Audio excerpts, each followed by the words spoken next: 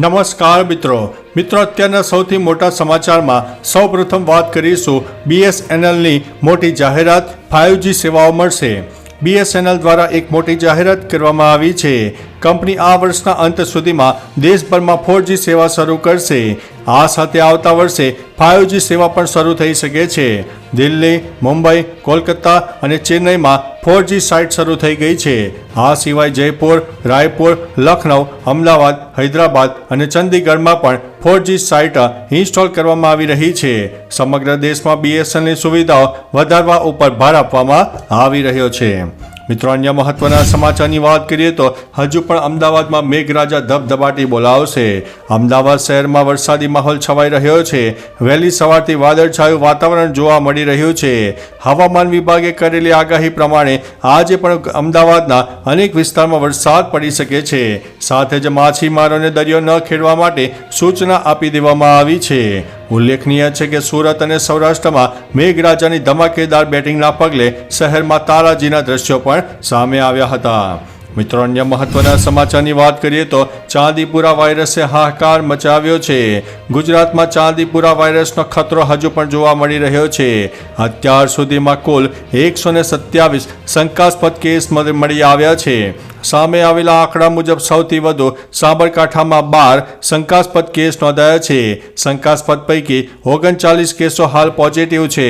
ચાંદીપુરાના કારણે રાજ્યમાં 48 બાળકોના મોત થયા છે. જો કે સારી વાત એ છે કે રાજ્યમાં અત્યાર સુધીમાં 27 દર્દીઓ સાજા પણ થઈ ગયા છે. મિત્રો, અન્ય મહત્વના સમાચારની વાત કરીએ તો સરકારનો એક મોટો નિર્ણય.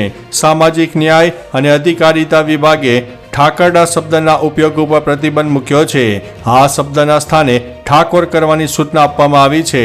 ઠાકરડાના પ્રયોગથી ગુજરાતમાં 6 જ્ઞાતિઓ પર સીધી અસર થતી હતી. તેથી તેનો બદલવાનો નિર્ણય લેવામાં આવ્યો છે.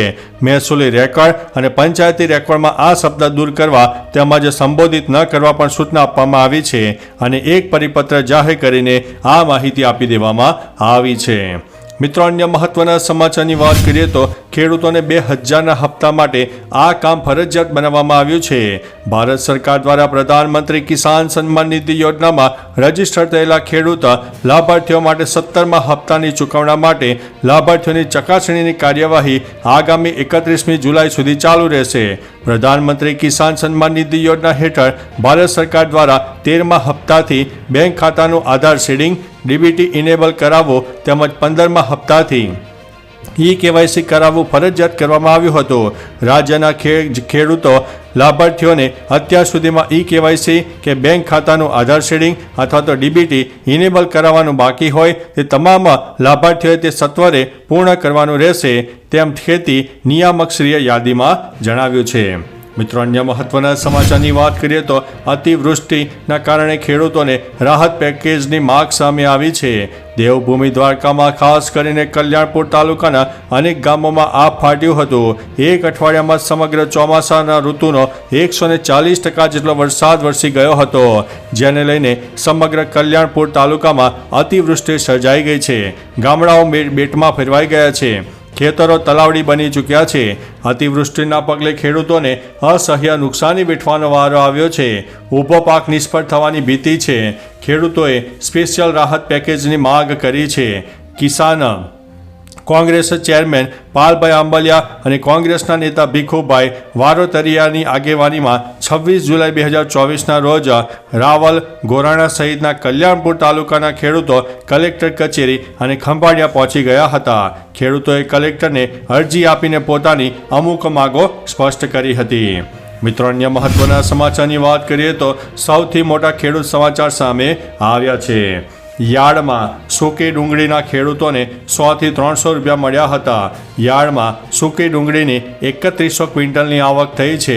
યાર્ડમાં અત્યારે સૂકી ડુંગળીના ઢગલેના મોઢે આવક થઈ રહી છે. રાજકોટ માર્કેટ યાર્ડમાં સૂકી ડુંગળીની સાથે સાથે લસણના પાકની પણ આવક થઈ રહી છે.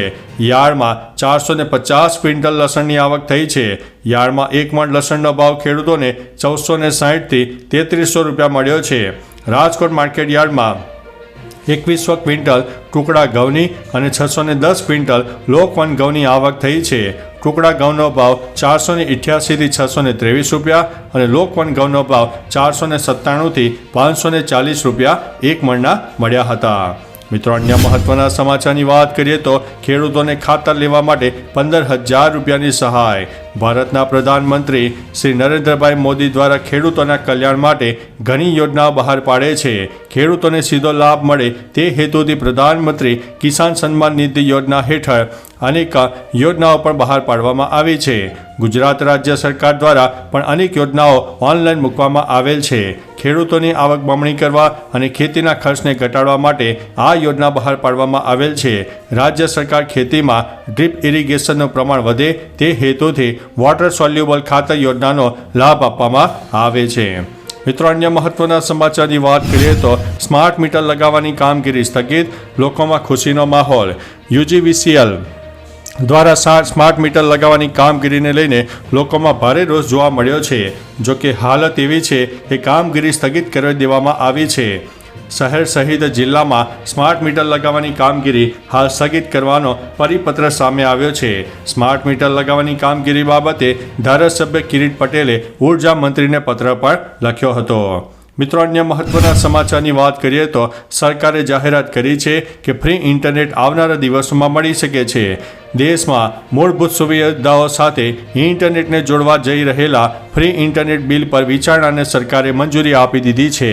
આ બિલમાં દેશના પછાત અને ગરીબ વર્ગના લોકોને મફત ઇન્ટરનેટ આપવાની યોજના બનાવવામાં આવી છે.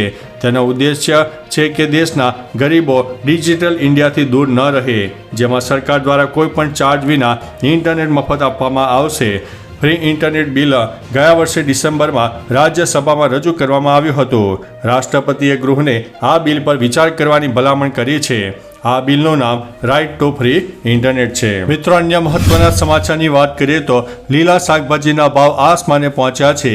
લીલા શાકભાજીના ભાવ વધી રહ્યા છે. મોંઘવારી મુદ્દે સરકાર મૂક પ્રેક્ષક બની હોય તેવું લાગી રહ્યું છે. લોકો ખરીદીમાં કાપ મૂકવા મજબૂર બન્યા છે. વટાણા 160 રૂપિયા કિલો, સરગવો પણ 180 રૂપિયાના ભાવે વેચાઈ રહ્યો છે. ટામેટાના ભાવ વધીને કિલોના 120 થયા છે. આદુના ભાવ પણ 150 થયા છે. કોથમીરે પણ સેન્ચુરી વટાવી છે. કોથમીર 100 ગ્રામના 10 રૂપિયાના ભાવે વેચાઈ રહી છે. તુવેરના ભાવ તો કિલોના 250 સુધી પહોંચી ગયા છે. મિત્રો, અન્ય મહત્વના સમાચારની વાત કરીએ તો મોદી સરકારનો મોટો નિર્ણય. મોદી સરકારની બીજી કેબિનેટ બેઠક બુધવારે યોજાઈ હતી, જેમાં મોટા 5 નિર્ણયો લેવામાં આવ્યા છે. મોદી સરકારે ખેડૂતોને મોટી ભેટ આપી છે. કેન્દ્રીય મંત્રી અશ્વિની વૈષ્ણવે કહ્યું છે કે ખરીફ પાક માટે MSP વધારવાની મંજૂરી આપવામાં આવી છે, જેમાં 14 પાકોનો સમાવેશ કરવામાં આવ્યો છે. જેમાં ડાંગરની નવી MSP 2300 રૂપિયા નક્કી કરવામાં આવી છે, જે અગાઉની MSP કરતાં 117 રૂપિયા વધુ છે. કપાસની નવી MSP 7,121 રહેશે. તેની બીજી વિવિધતા માટે નવી MSP 7,521 રૂપિયા હશે, જે પહેલાં કરતાં 501 રૂપિયા વધુ છે. તો ચાલો મિત્રો, ફરીથી દેશ અને દુનિયાના સુપરફાસ્ટ સમાચાર લઈને મળતા રહીશો. ત્યાં સુધી અમને રજા આપશો. નમસ્તે.